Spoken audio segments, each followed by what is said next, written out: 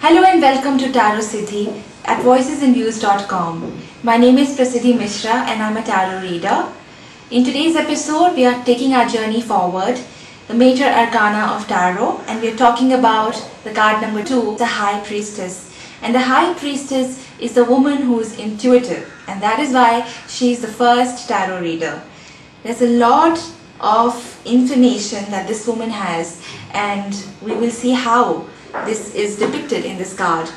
Now there's this lady sitting on this beautiful ornate chair with a cross on her dress, and on her right hand you will see letters inverted T-O-R-A, which is Torah, which is actually tarot.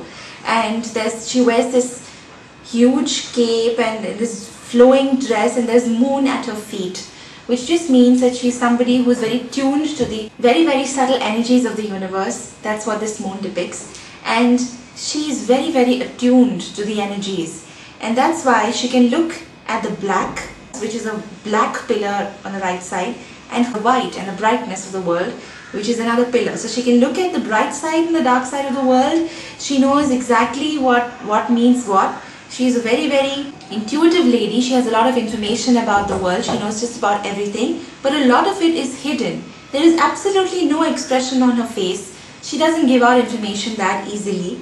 The High Priestess is the wise lady the Fool goes to when he wants to know more about the journey of his life. The Fool, we know, is card number 0, the very first card of Tarot. The journey begins with the Fool, then he becomes the Magician, and he knows everything, but there are certain things that are still hidden from the Magician. So he goes to the High Priestess.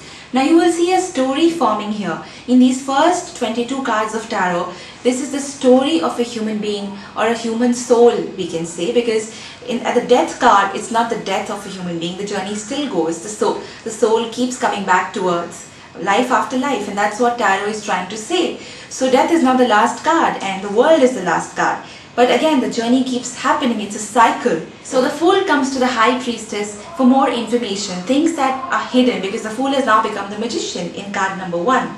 Card number 2 being the High Priestess. So when this card comes in your reading, this simply means that whatever your heart is telling you, whatever your gut feel is, whatever your intuition is telling you is correct, and that is what you need to take action on. No matter what you're basically exploring, professionally, personally, in every walk of life, the High Priestess means you need to tune within, you need to listen to your heart, you need to close your eyes, take a deep breath, maybe meditate for 5 minutes and listen to the beating of your own heart. Find out what is it that your inner being wants, and that is what you should be doing. Listen to your intuition.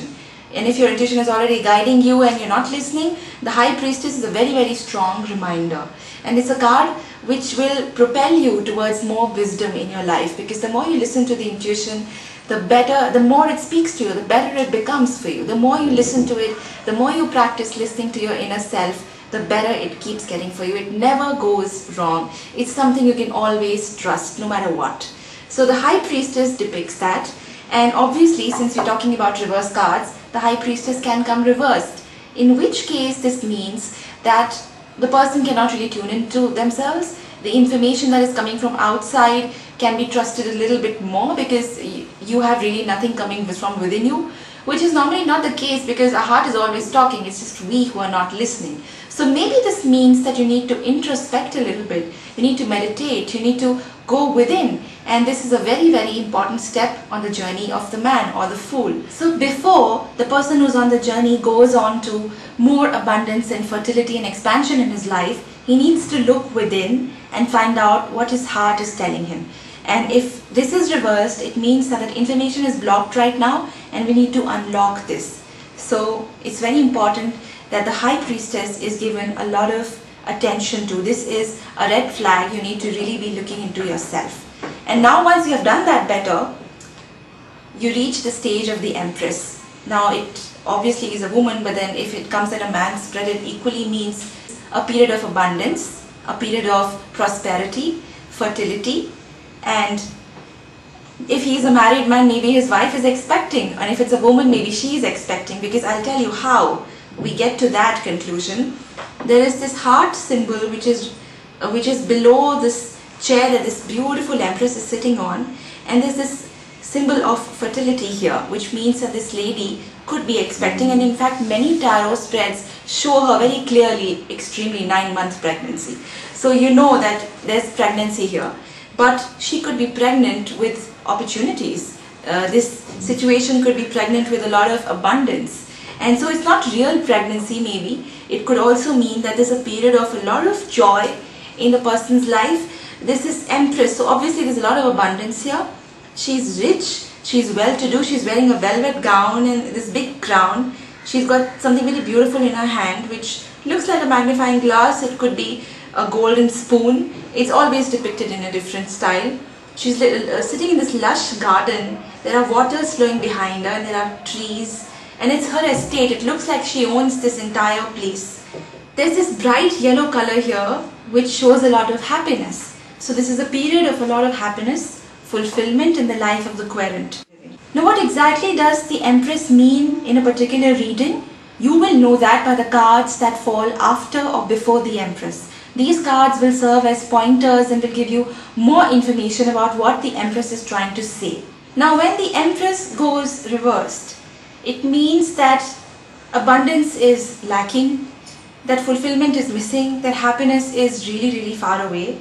And if you want to look at the reasons, obviously you will shuffle more and find out more cards, but this is exactly what this card means. Maybe there's a pregnancy, and if there is a pregnancy, something might be going a little topsy-turvy in that direction, so you need to take care of your health if you're a pregnant woman.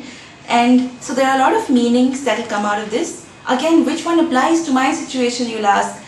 It depends on the question that has been posed. It depends on the spread. And what is a spread? It's the flow chart. It's the way you have assigned meaning to all your cards. We have discussed this in our previous episodes, that when we're looking at a question that will have multi-dimensional answers and a lot of things that we need to look into, it's not just a very simple yes or no question, then we design a spread and it's like a flow chart in very simple terms. Card number 1 means this, card number 2 means this. We decide that. We could draw it on a piece of paper or it could be in your mind.